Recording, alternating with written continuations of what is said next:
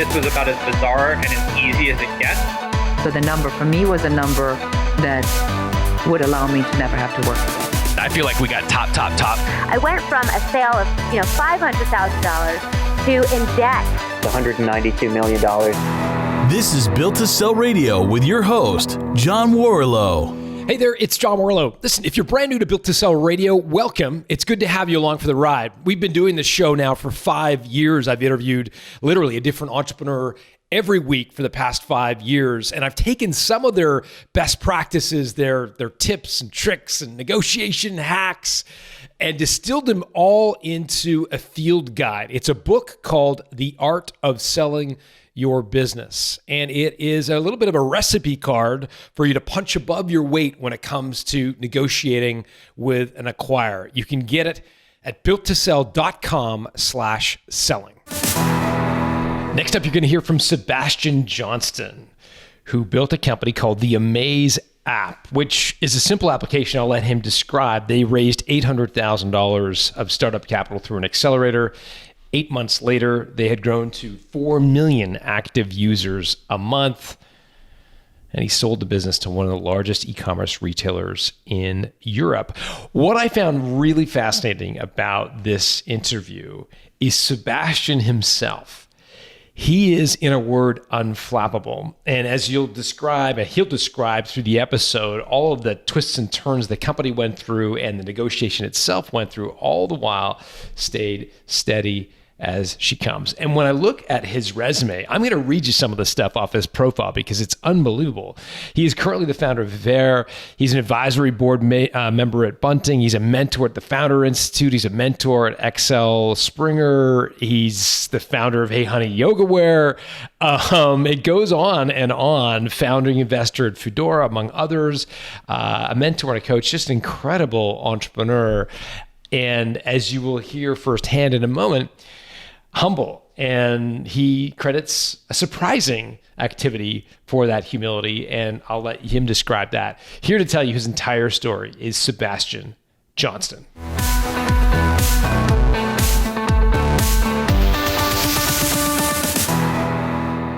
Sebastian Johnston, welcome to Built to Sell Radio. Hi, John. Pleasure. All the way in Hamburg, Germany. It's great to have you here we don't do a lot of these from Europe. So it's great to have a European entrepreneur on to tell us the story of Amaze. What does this company do, Amaze? Give me the backstory of what this company did. It used to be a mobile app for fashion commerce. So basically the possibility for consumers to buy fashion so-called look-based. That means influencers were able to upload pictures and creators were able to upload pictures of their daily look and style and so forth to the app, and also to create quite some virality around the app. And consumers were able to buy these looks and the different fashion pieces consisting of. Okay, so if I'm kind of into fashion, I could download the app from the App Store or Google Play or whatever. Yeah. And then people I recognize from television, from music, from pop culture would be served up to me. Yeah. And I'd be like, I really like that guy's shirt. Yeah. And then I would be able to follow this person or this influencer creator. I would be able to basically shop piece by piece or the entire look. It would be convenient, and actually that was 7 years ago, so it was quite new. Yeah, today it's kind of common, but we were one of the first ones in Europe doing it. So that's kind of cool. It shows you how out of fashion I am. I didn't even know it existed, and you're telling me it's like this is like 6-year-old technology. I'm like, really? That's incredible. Okay, so what's the business model? Like, how did you make money? It was basically traffic arbitrage. So we were getting sales commissions from the retailers selling, while we were only doing arbitrage-based business and basically mitigating the consumer or the purchase. The commission was, I believe, between 8 to 12% based on basket size and per sale. So yeah, per e-commerce sale. So it was free to download for the consumer. Yes. And for the brand, H&M or Gucci or whatever, could also join the platform for free, or was there a fee for them to join? But they could join the platform for free and list their so-called catalog, so basically product data feed. But we had a cooperation also with large e-commerce fashion wholesalers, obviously representing multiple brands. So we got their feed and catalog as well. So we had quite some coverage from the very beginning with regards to brands and products. So I believe like 800,000 products have been listed from the very first days on, simply because we got this catalog from one of the big fashion e-commerce companies. And this was obviously in the back end. And in the front end, this was mapped with images. So there was a t-shirt and a jeans and a hat, yeah. And then a creator or influencer uploaded an image, was able to tag on the image the product or the fashion piece, and this how enabling the consumer to shop it easily. That's called look-based shopping, meaning the curation is being done by an app or by an influencer. And we know this from these days from Instagram. Today they have this basically tags or product tags on images. But 5 to 7 years ago, that was not the case yet, at least not in Europe. I don't know in the US, but usually with like feature rollouts of, for example, Instagram, we are 1 to 2 years behind. So you get the new features usually earlier. And that's why there was this big window of opportunity for this app. So had you seen this working in the US? No, theoretically, maybe back then, yes, but we haven't rolled out yet. We were only in Europe. No, I'm sorry. Had you seen this? No. It was not, so to say, not a clone or copycat. No, it was basically our idea to realize this. How did you get the influencer to play ball or to participate? So I get why the brand participates. They pay you a commission and they sell their purses and shirts and stuff like that. I get why the consumer would participate, but why does Brad Pitt care about uploading his look to we didn't necessarily collaborate with Brad Pitt. We collaborated with mainly female influencers having a fashion affine audience, and also bringing this audience to the app.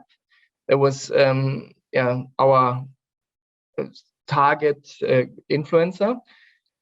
The basically incentivation was a kickback on commissions or off commissions, approximately 20% of the commissions we generated. And so to say, it was a revenue model or income model for creators back then. And the logic was basically we would onboard creators with their images. They would tag on the images the different products. They would also promote the app in other channels. This how creating traffic on the app or unique users on the app, and basically having this back loop or this end-to-end loop of e-commerce sales commissions being generated. And that was in the early days because there was no so to say, no competitor. Okay. So let me see if I got the business model. So I'm a consumer. I buy a shirt for $100, let's just say. Yeah. You get a commission. Let's say it's 10%. I know it ranged from 8 to 12, but let's just say it's 10%. Yes. So you get $10. Yes. And then the influencer gets $2. Yes, exactly. Okay. Yeah. Okay. So this really works when you get a lot of people using the app. Like to make this make sense for everybody, you got to have a lot of users, it sounds like. Exactly. Why did we realize a lot of basically downloads and usage? First off, because it was free, and second, it was convenient.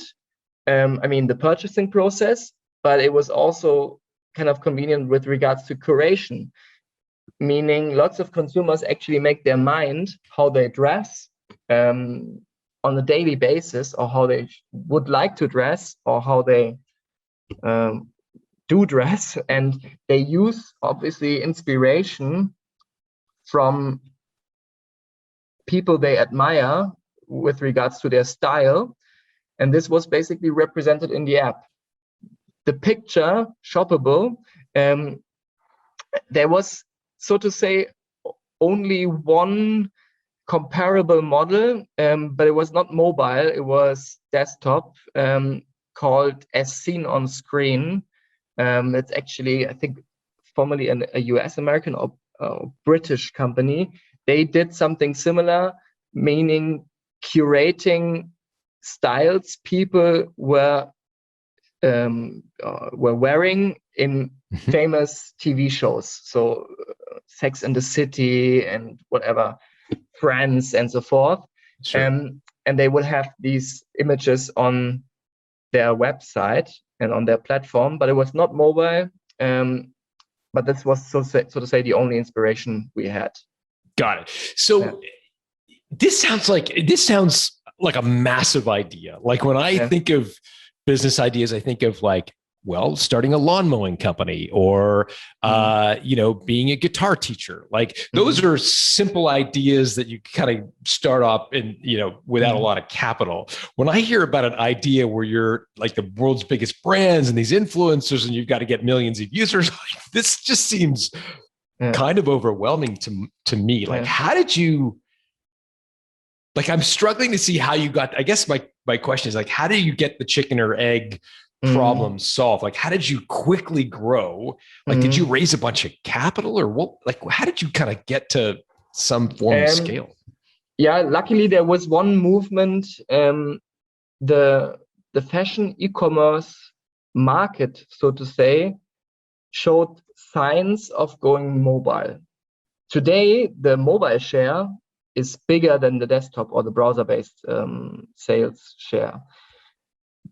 Back then, we had the hypothesis and some proof points that the market would go mobile, and there was one growth driver, so to say. The second growth driver was the creators bringing reach and audience to the app. They did so. So basically, they posted on Instagram or in other channels, hey guys, I'm supporting this app for fashion shopping and so forth. Find my styles there. So we got a nice share of free traffic, so to say. And this was another growth driver. The third growth driver was obviously performance marketing. So we try to basically create installs or downloads and installs and monthly active users via acquisition marketing. What does that mean, acquisition? Acquisition marketing mainly means performance marketing campaigns, Facebook, Instagram. So paid advertising. Paid advertising to acquire users. Still sounds really expensive. How did you finance this growth? Did you raise a bunch of money, or what was the? We raised in total 800K from an accelerator, a US American accelerator, 500 startups, and from business angels.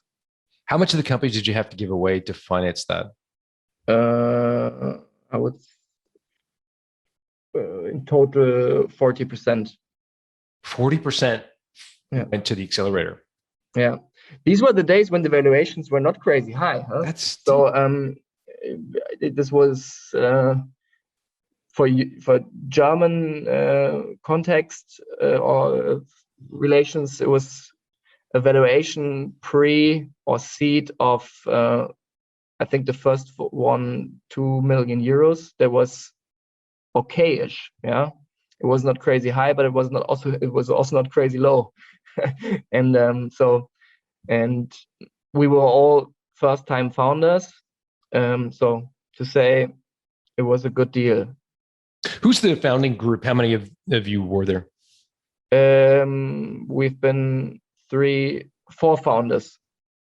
4 founders. Okay. Yeah. So you're the 4 founders. There was went through also the like accelerator an agency, like a development agency specialized on app development, also involved, also in the cap table, so shareholder.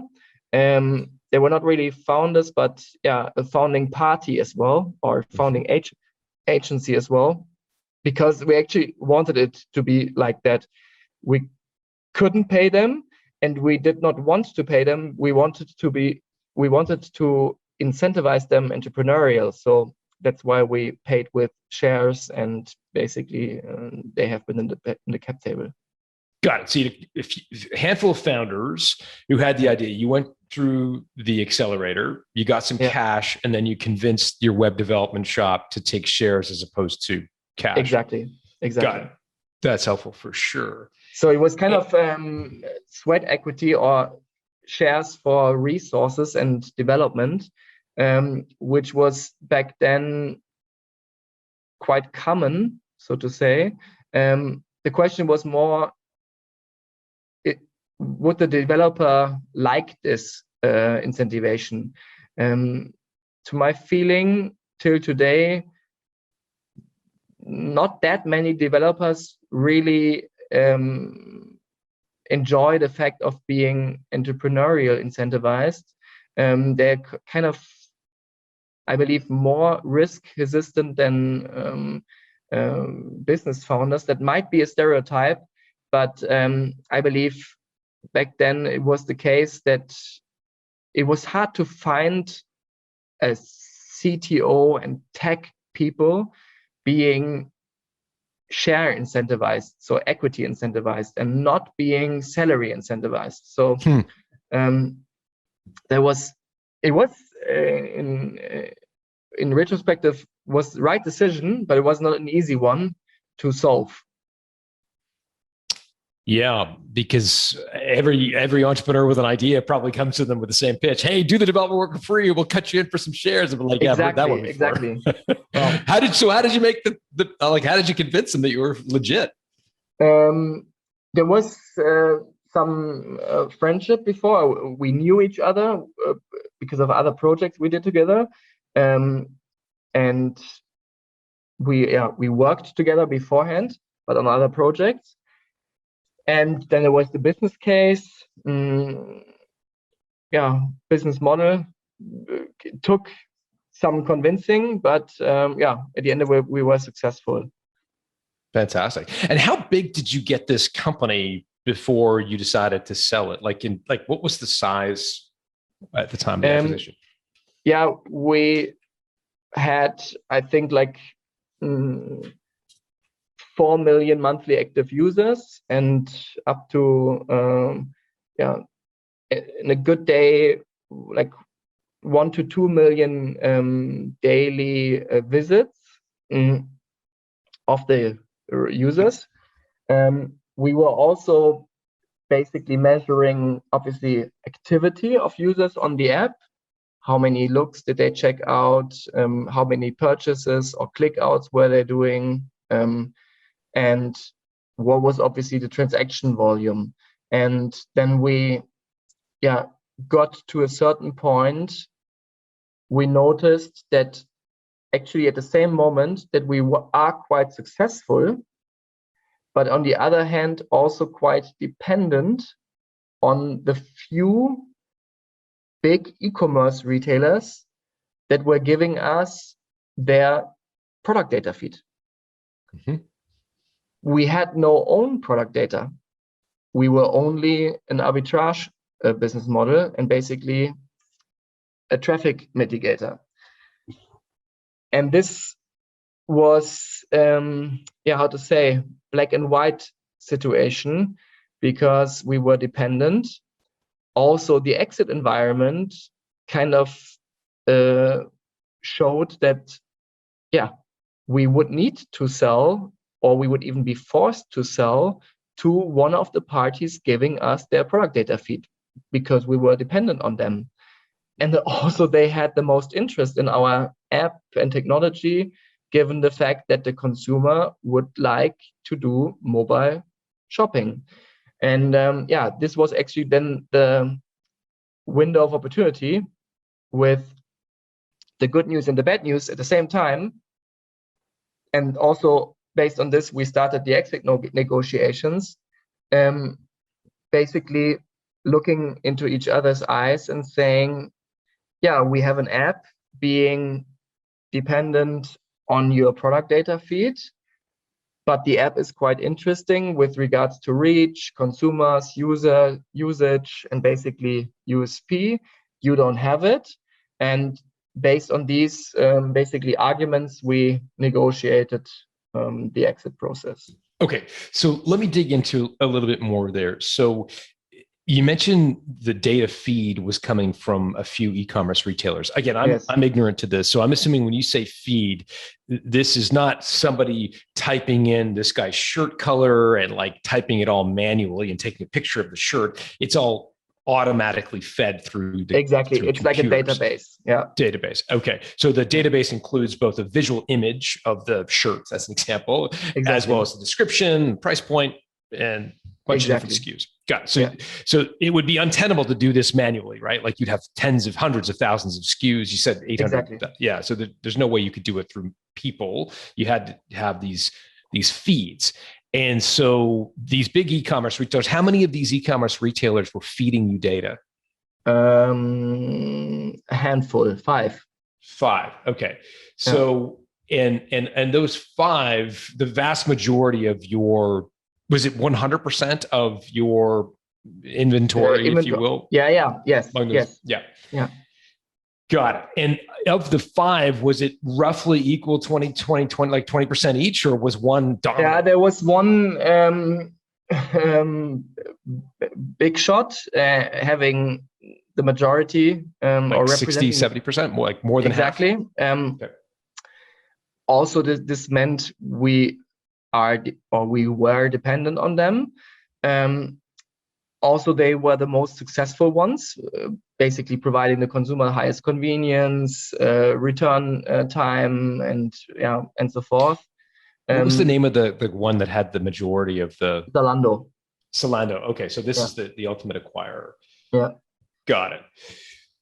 Zolando, is that with a C or an S? Yeah, with a Z. Oh, with a Z, Zolando. Okay, yeah. Got it. Yeah. It's a 10 billion revenues fashion e-commerce player. My fashion sense is starting to reveal itself all the way through this interview. I put on a shirt for you for the YouTube interview. I thought you'd be happy with that. Same for me.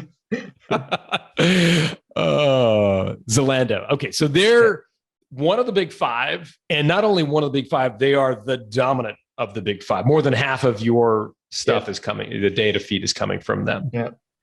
Like, would it be, when you say more than half, are we talking like 80%, 90%? Like, how much more than half would it have been coming from Zalando? I would say 70%. 70%. Okay. The thing was also, I mean, if you want to have a really good fashion purchase experience for the consumer, you want to have a holistic, complete product catalog. Otherwise, consumer would say, let me check out the here and there as well if I find something better. Same for this look-based shopping logic. Influencers were literally able to upload any nice image of a nice daily look they would have, and they would be able to find these products they were wearing in the app and would be able to tag them, these images. And this would have only been possible with a complete product data feed. So it was kind of a vicious circle we were in, and meant for us, okay, we are dependent on product data feed.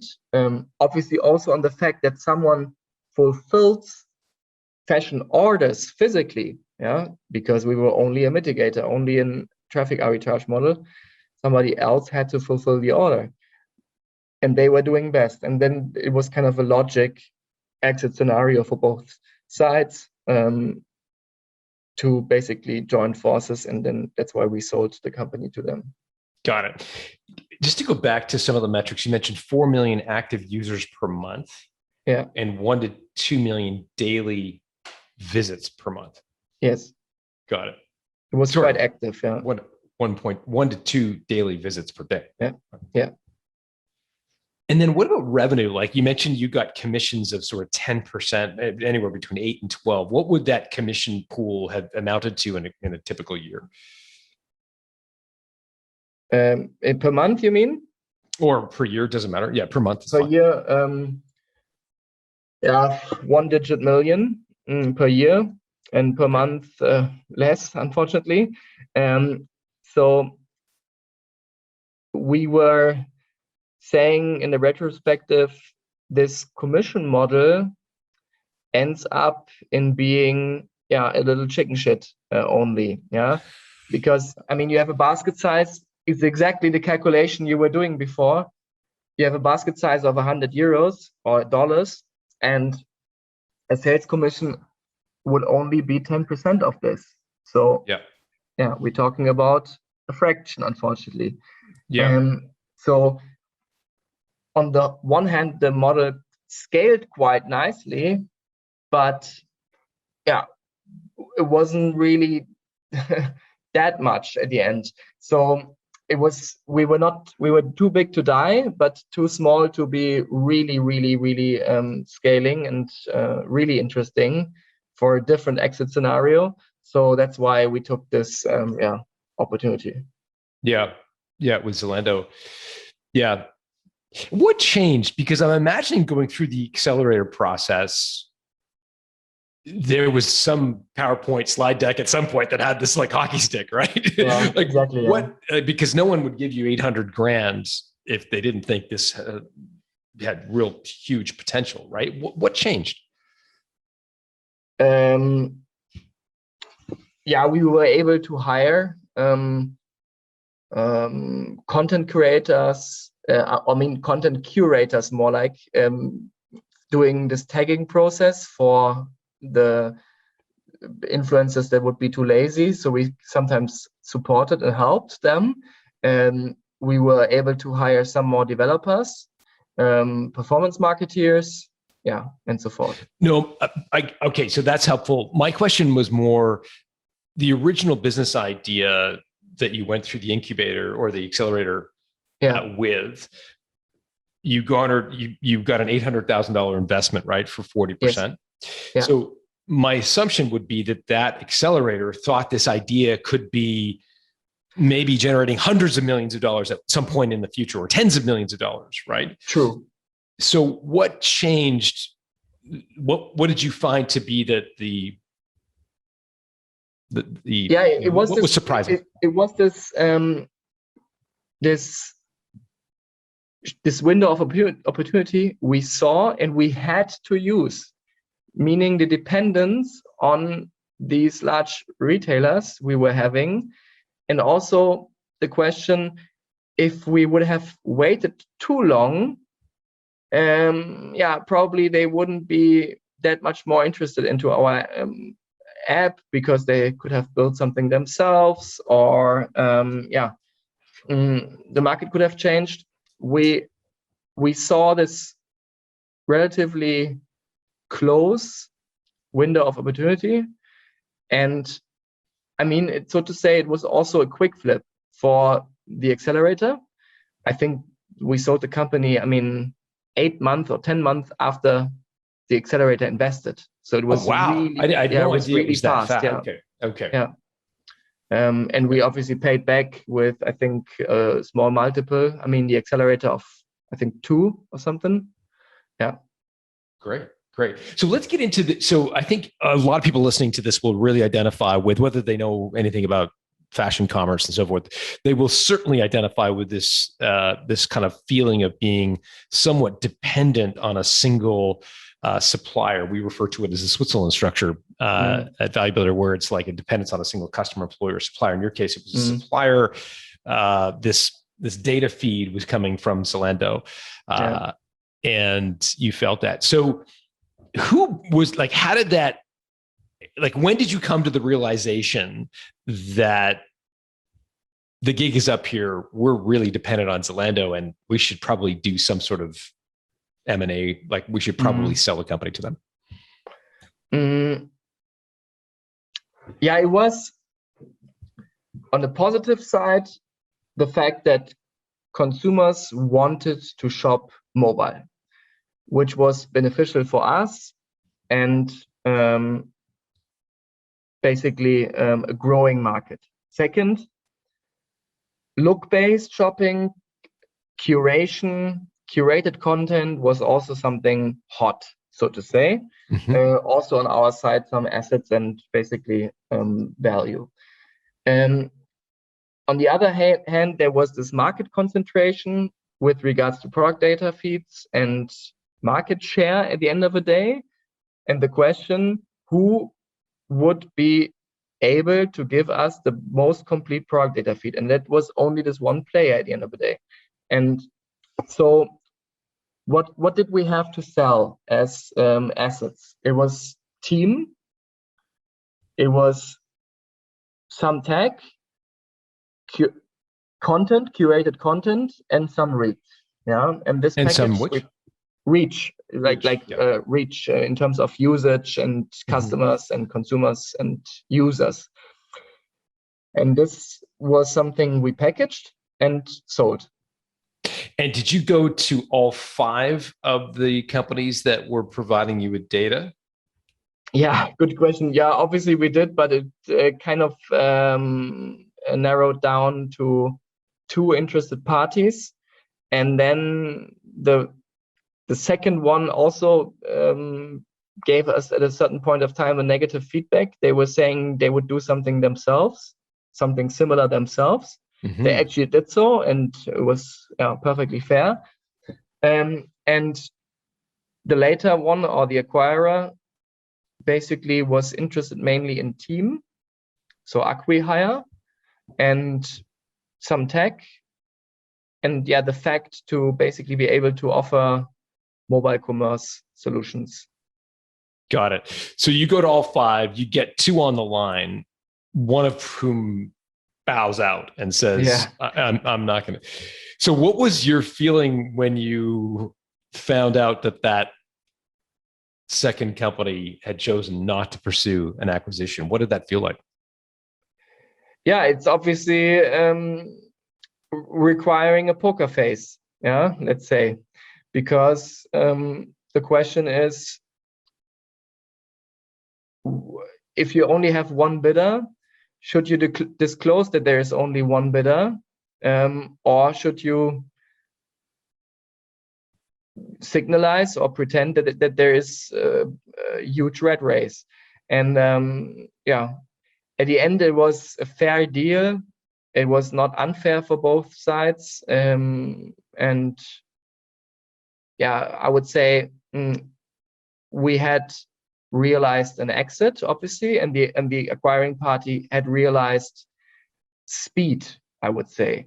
Speed by acquiring a fast team, speed by acquiring some product and tech, speed by acquiring the logic of offering the consumer a curated fashion app. And what do you count into the calculation as an acquirer? I would say it is revenues, assets, and speed. And that's probably what they did. Revenues was factor X, assets, I mean, all of them, so team, technology, and so forth, is factor Y, and speed is factor Z. And then they do their combination and basically calculate or propose a purchasing price, which we accepted at the end of the day. Yeah. So just to be clear, the poker face analogy which you used, which I thought was great, you did not tell Zalando that the other bidder had decided not to proceed. No. For intents and purposes, Zalando could have thought there were 10 other bidders. Exactly. Yeah. And I you would say that that's the normal scenario, that first of the bidding processes are double blind. So bidder A does not know the bids of bidder B and C. Neither does he or she know the name of other bidders. So it's an intransparent process, always, I would say, to my knowledge. Yeah. And I would say it's something perfectly fair. Both parties did or played, and there was negotiations, and then you meet at a certain And did price Zalando point. know they represented such a large proportion of your data feed? Yes. Yeah. So they knew they had a very strong poker hand. Exactly. Yeah. Yeah. What did you think the company might be worth before you got any offers? Like, did you have a multiple of revenue or EBITDA that you thought was kind of a reasonable? Yeah. Back then there was no real comparables. There were lots of mobile startups, yes, but no big exit cases yet. Neither in Europe nor in the US, I would say. And also, if there would have been a multiple, it would have been always, how to say, there would have been a huge spectrum in multiples, either on revenues or on EBITDA. And obviously, also, if you take the big acquisitions in the US, take WhatsApp or Instagram, they were all pre-revenues when they were acquired by Facebook, for example. And so to say, long story short, there were no comparisons. We only did some internal assumptions with regards to revenue multiples and EBITDA multiples, and more or less we met them. Yeah. So what were you hoping to get for the company in terms of multiples of revenue? 2x revenues and infinite EBITDA, because the EBITDA was negative. I always love the infinite EBITDA. That's great. Okay, so 2x revenue is sort of what you were hoping for. Yeah. What was your reaction to the first offer from Zalando? Like when they gave you a term sheet, what was your reaction? Positive, because we had no other option. Mm-hmm. That's where did they land on the were they around the 2x revenue? Yeah. It was actually a little more, and because they counted in quite nicely the acqui-hire and basically the team value, and also some tech. Yeah. Did you ever get a including sense? an earnout? So there was the not so attractive part. What proportion of the more than 2x revenue was at risk in an earnout? I can't really say, because I was not in the earnout. Only 2 founders were in the earnout. The other 2 were able to leave, and I can't really answer this question correctly. Okay. How did you get away with leaving? And how did that play out with your other 3 founders? It was a decision everyone was able to make quite independently.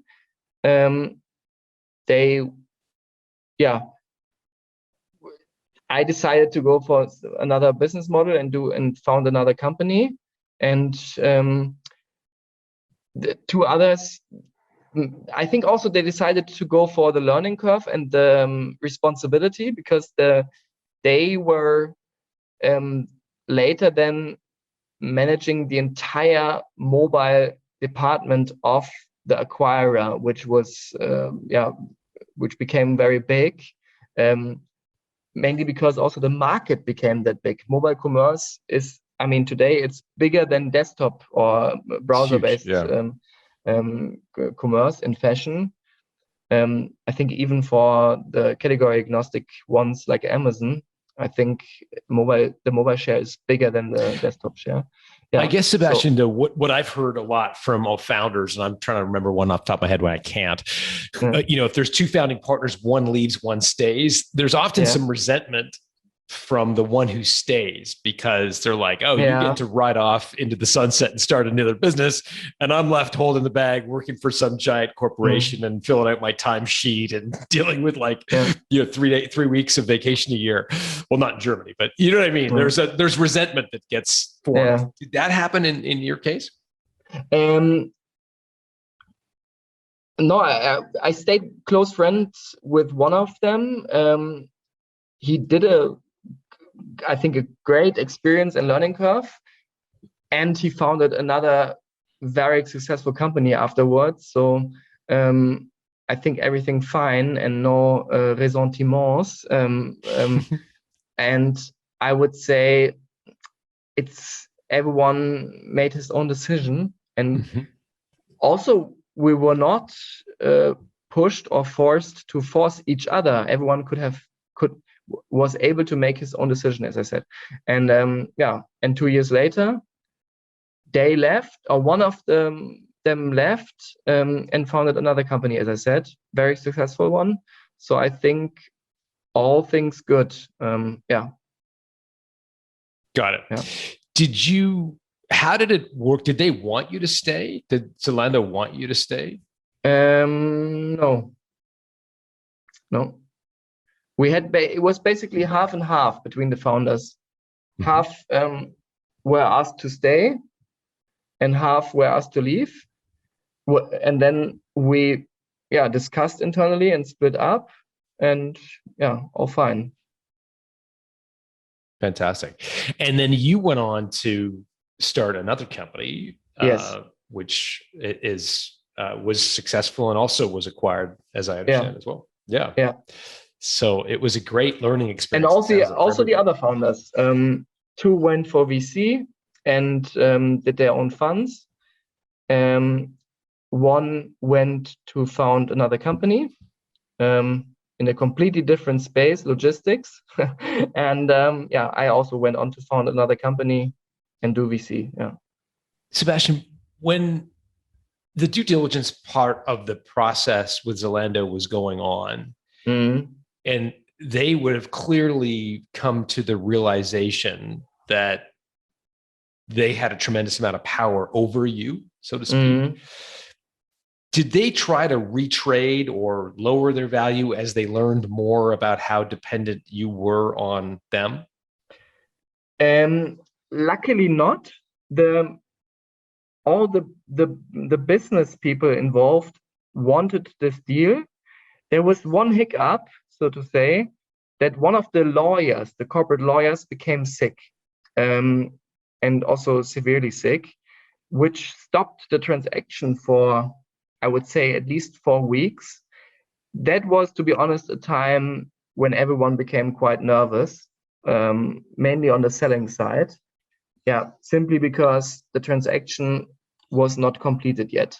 I mean, we were at, I would say, 80% of the due diligence and the transaction. And then the corporate lawyer and also the head, he was also the head of corporate law and acquisition, head of legal in total. And he became quite sick. This stopped the deal for 4 weeks. What was that like for you personally? It was, we were all quite nervous.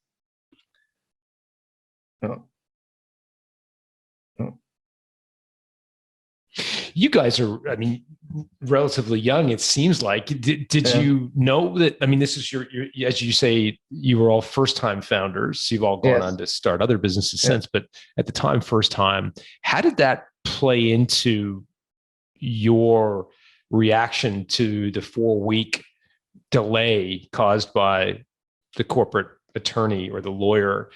Do you know what I'm asking? Being young and sort of naive to the process, I'm assuming, did that impact how you reacted to that pause? Yeah, I mean, you need to manage uncertainty as a founder and also in a transaction. To be honest, we had no real backup scenario. So we had to manage high uncertainty, and the likelihood of success of this transaction for 4 weeks was uncertain. So we kind of had to wait. Also, this information that there was this sick leave leaked, I would say, after 2 weeks, not earlier. This kind of calmed us down a bit again. But obviously, yeah, we were dependent on the presence and also the goodwill of the acquiring party, given this delay factor being the sickness of the head of legal. Yeah, so it made us, long story short, nervous. We were also about to run out of cash. All the shareholders were kind of nervous. And we had to wait a bit. I'd be curious to know if you were able to continue that facade, that poker face we described that you had early. Here's what I've seen. When you go through all of the negotiation before the letter of intent is signed, I think it's maybe a little easier to have a poker face at that stage because you still haven't, accepted an offer. Then you accept an offer and there's due diligence, and it's painstaking and difficult. And they're starting to find out some of, where the bodies are buried, where the skeletons in the closet, as they say, where the problems are. I think a lot of founders struggle to remain poker faced at that stage and undermine their negotiation leverage because they start to panic. What did you do in that state where you're running out of cash, you're young guys, you're worried, the guy gets sick? Like, were you able to kind of keep the facade, or did you start to show your panic? No, I think we were able to keep professional and keep the facade. And luckily, there was no red flag in the due diligence. I mean, if an acquiring party wants to find a red flag, they will. It will. It's always possible. And basically, you are always able to kill a deal, I believe, on no matter which transaction. And this was I think the main driver for uncertainty was the sick leave, literally, of this leading stakeholder on the other side, responsible basically for the entire transaction. C-level approval was already there, and also goodwill and everything. Just how to say, the executor was missing. Obviously we felt lucky that we all ended up at the notary after some weeks. Where does that come from you personally, Sebastian? I get the sense you're unflappable. Like you're very where does that come from? It's, I think, it's always rationale. Yeah. You never realize a successful exit or a company with too much emotions, neither positive or negative. You have to keep quite rational, I believe, and execution driven. But Sebastian, I want to know for you personally, where that comes from. Like, I get the fact that you have to stay rational. I get the fact that you execute, But you were able to do that while 99% of the people would have crumbled under the pressure. So where does that come from for you? Like, is that your upbringing? Like what, like, where does that sort of sense of not staying on point, not getting emotional about the transaction? Back then I did a lot of yoga and meditation, which helped. Really? Yeah, literally. Also, I would say that most of the co-founders remained professional and calm, and also, so to say, humble. Yeah, we try to basically disclose everything, all cards on the table. This is now the due diligence. This is now all pants down, and we tried to manage this transaction professionally, and then in the other side moved with some breaks, unfortunately. And what helps, I would say, is mindfulness, humbleness, and exercise. Awesome. The trifecta of doing a deal. What are you doing now? Where can people learn about what you're up to now? Send us to a website. Can we connect with you on LinkedIn? Like, give us a sense of what you're up to now. I'm now, since approximately 2 years, founder and CEO of a consumer brands holding. We are operating a data and tech-driven platform for consumer brands and products. We are developing these brands and products from zero to hero, so literally end to end, from data points and idea to global execution and distribution. We're based in Hamburg. It's a very international team. We are active in 10 countries approximately, mainly in the space of beauty, wellness and spa, fragrances and scents. So a company similar to Zalando?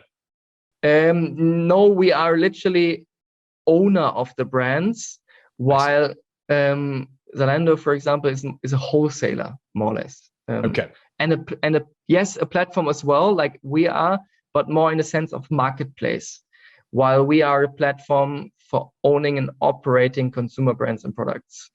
Yeah, that's helpful. And what's the URL? It's vivere.io. Vivere is Latin for living and live. Vivere.io, based in Hamburg. And we'll put that in the show notes at Built to Sell. Thank you so much. Sebastian, thank you for doing this. Likewise. Thank you so much, John. It was a huge pleasure. Hey, if you like today's episode, you're going to love my new book, The Art of Selling Your Business. The book was inspired by the cohort of my guests over the years who have been able to negotiate an exit far better than the benchmark in their industry, sometimes 2 or 3 times more than I would have expected. I was curious to understand the tactics and strategies of these entrepreneurs and what they do differently from average performers. The result is a playbook for punching above your weight when it comes to selling your business. To learn more, go to builttosell.com/selling, where we put together a collection of gifts for listeners who order the book. Just go to builttosell.com/selling. Built to Sell Radio is produced by Haley Parkhill. Our audio and video engineer is Dennis Labataglia. If you like what you've just heard, subscribe to get a new episode delivered to your inbox each week. Just go to builttosell.com.